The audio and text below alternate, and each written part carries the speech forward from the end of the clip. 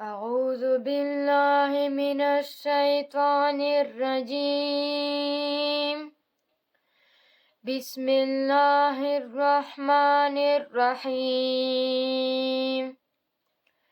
ألم نشرح لك صدرك ووضعنا عنك وزرك الذي أنقض ظهرك ورفعنا لك ذكرك فإن مع العسر يسرا إن مع العسر يسرا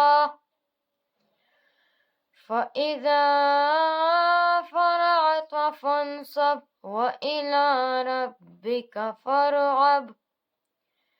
صدق اللہ العظیم. مجھے دیکھنے اور سننے والوں میری جانب سے السلام علیکم. آج کا میرا یہ ٹاپک دنیا سے دین کی طرف لے جانے کا ہے. آج میں آپ کو خلیفہ ہارون الرشید اور اس کے بیٹے کا واقعہ بیان کروں گا. ایک بزرگ فرماتے ہیں کہ میں مزدور لینے گیا. بغداد کے چوک میں مزدور بیٹھتے تھے تو میری ان مزدوروں میں سے ایک نوجوان بچے پر نظر پڑی. بڑا کمزور سا وجود تھا لیکن چہرے پر عبادت کا نشان تھا. ماتا بتاتا تھا کہ نماز کا بڑا خیال رکھتا ہے. بزرگ فرماتے ہیں کہ میں اس کے قریب گیا تو میں نے اس سے کہا کہ مزدوری کرو گے؟ تو وہ بچہ کہنے لگا کہ حضور مزدوروں میں بیٹا ہوں تو مزدوروں کے لیے ہی بیٹا ہوں. تو بزرگ نے فرمایا کہ میں نے کہا کہ چلو پھر.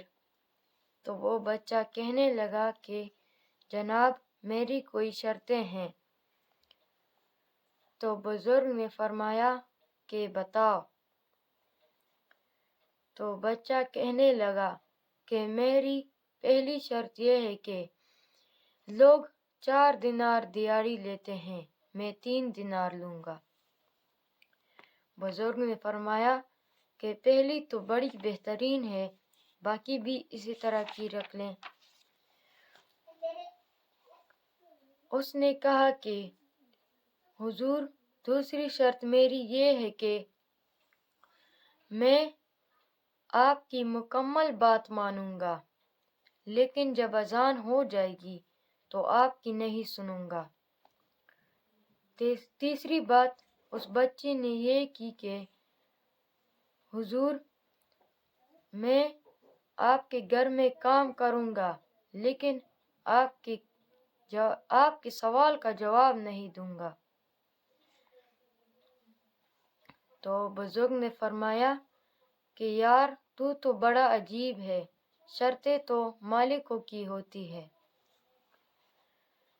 تو وہ بچہ کہنے لگا جی بہرحال میں شرطیں لگا کے جاتا ہوں. تو بزرگ نے فرمایا کہ میں اسے گھر لے آیا. میں نے اس کو کام بتایا تو وہ کرنے لگا. بزرگ نے فرمایا جو کام مزدور سارے دن میں کرتا ہے یہ 2 گھنٹے میں کر دیتا. ہمارے مزدور تو سگریٹ پینے میں بھی آدھا گھنٹہ لگاتے ہیں، یہ چائے پینے بھی جاتا تو 1.25 گھنٹہ لگاتا. ان کو بھی تو دیانتداری کرنی چاہیے کہ نہیں کرنی چاہیے؟ اب کام جب بندہ شروع کراتا ہے تو کام اور نکل آتا ہے. بزرگ نے فرمایا کام میں نے اس کو اور بتایا تو وہ بچہ کرنے لگا. اس نے مٹی نکال کے رکھی تھی باہر رستے میں. تو اذان ہو گئی ظہر کی تو وہ بچہ کدال چھوڑ کے چلنے لگا. بزرگ نے فرمایا میرا بیٹا کہنے لگا کہ اسے ذرا برابر کر دو، تو اس بچے نے کہا کہ چپ کر جا، تیرے باپ سے بات ہوئی تھی۔ جب اذان ہوتی ہے تو میں کسی اور کی بھی نہیں سنتا، صرف اللہ اور رسول کی سنتا ہوں۔ بزرگ فرماتے ہیں کہ وہ مسجد چلا گیا۔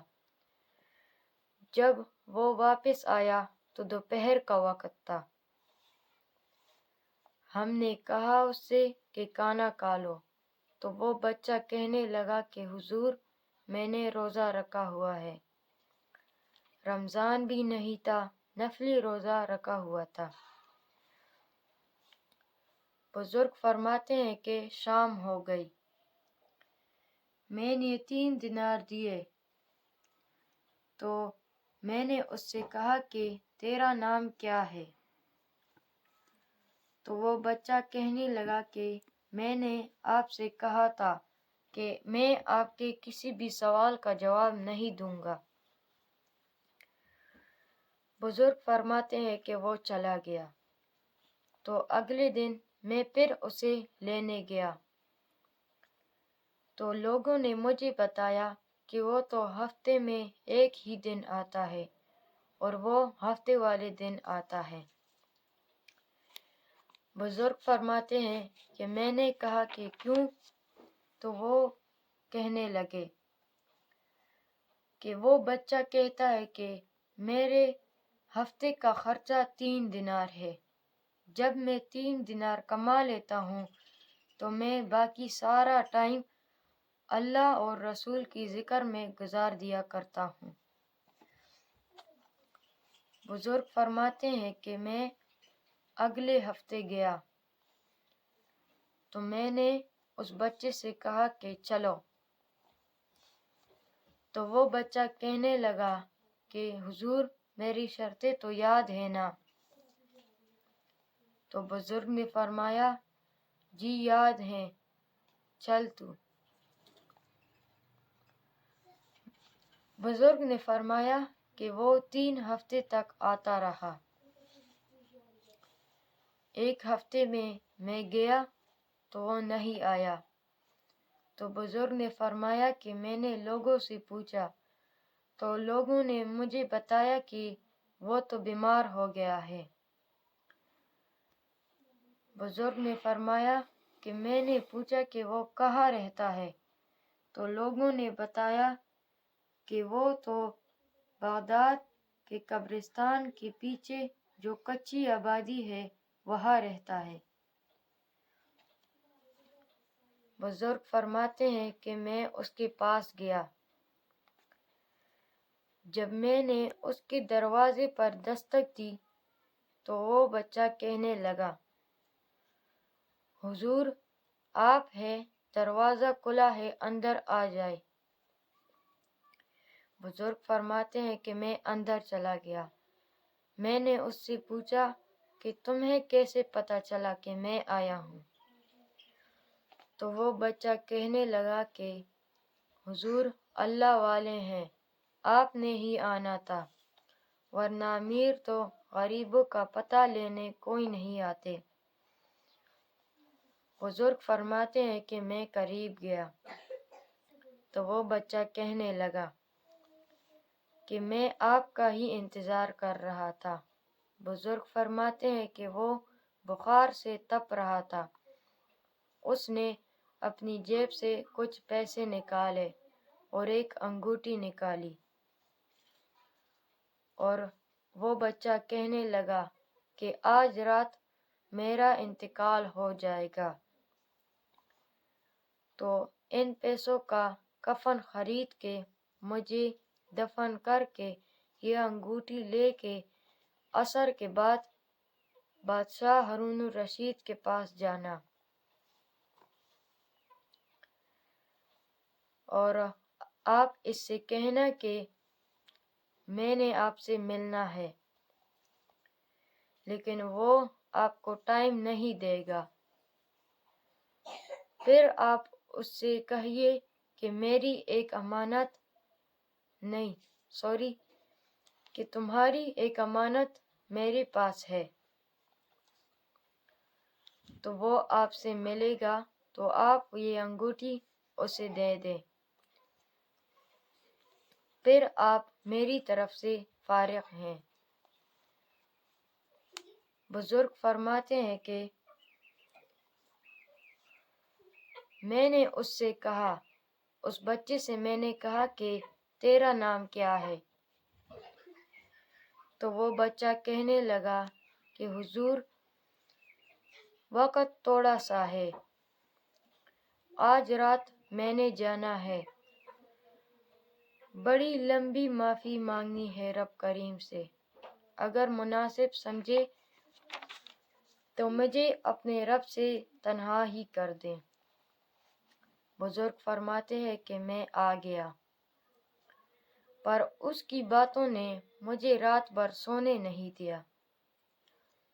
بزرگ فرماتے ہیں کہ صبح بڑی مشکل سے سورج نکلا، میں گیا، دروازے پر ہاتھ رکھا تو دروازہ کھلا ہوا تھا۔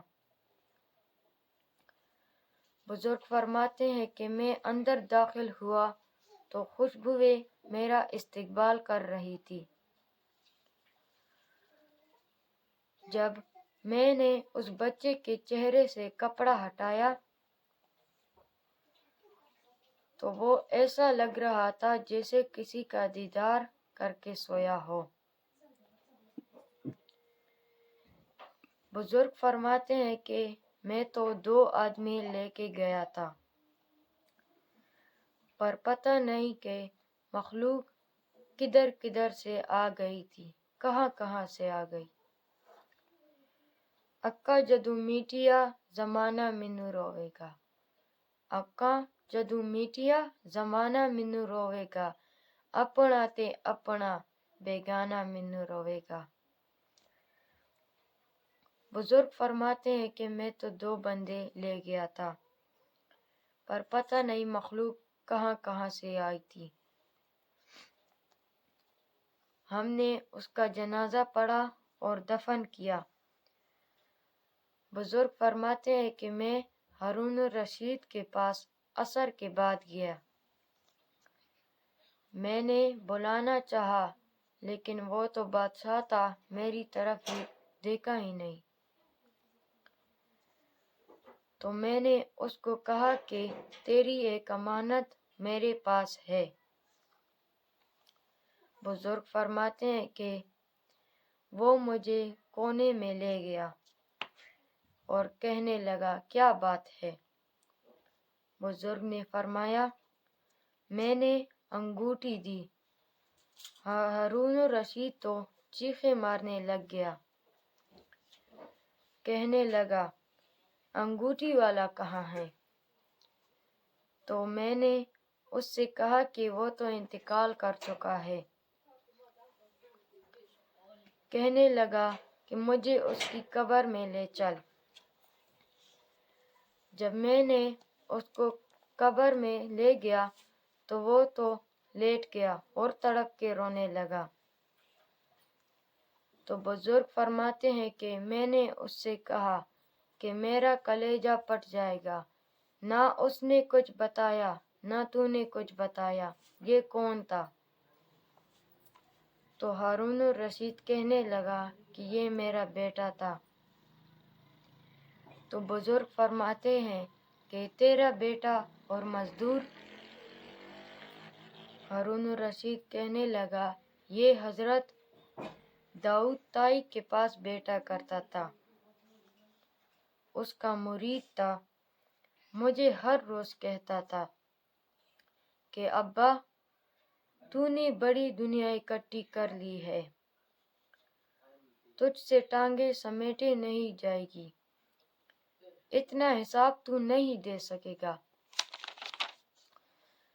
ہارون الرشید نے فرمایا کہ اس کو میں سمجھا دیتا تھا، اس کی اماں سمجھا دیتی تھی۔ ہر روز وہ ہمیں کہتا چھوڑ دو، آ جاؤ اللہ اور رسول کی بارگاہ میں۔ ایک دن یہ چلا گیا، اور وہ کہنے لگا کہ پھر تمہارا راستہ اور ہے اور میرا راستہ اور ہے۔ یہ سونے کی انگوٹھی غلطی سے اس کے پاس چلی گئی۔ پھر کہنے لگا، دیکھا میرے بیٹے نے وہ بھی واپس کر دی۔ ہارون الرشید پھر کہنے لگا، یہ میرا بیٹا تھا، لیکن یہ میرا مرشد نکلا، میرا پیر نکلا۔ بھائی، زندگی تو بڑی تھوڑی ہے نا۔ بابا سامنے کہا تھا، اٹھ فریدہ سوتے آ، اے داڑھی آگے پھول، اکا لیڑے آ گئے، پیچھا رہ گئے دھول۔ اٹھ فریدہ سوتے آ، اے خلقت وکا جانتی، کوئی مل جائے بخشیا تے تو بھی بخشیا جا۔ اٹھ فریدہ سوتے آ، اے جھاڑو دے مسید، تو ستے رب جاگدا، تیری ڈاڈے نال مرید۔ اے اللہ، ہم تجھ سے مدد مانگتے ہیں اور تجھ سے معافی مانگتے ہیں اور تجھ پر ایمان رکھتے ہیں اور تجھ پر بھروسہ کرتے ہیں اور تیری بہت اچھی تعریف کرتے ہیں اور تیرا شکر کرتے ہیں اور تیری ناشکری نہیں کرتے۔ اے اللہ، ہم تیری ہی عبادت کرتے ہیں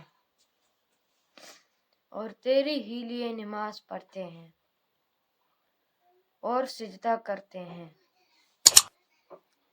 اور تیری رحمت کے امیدوار ہیں اور تیری عذاب سے ڈرتے ہیں۔ بے شک تیرا عذاب کافروں کو پہنچنے والا ہے۔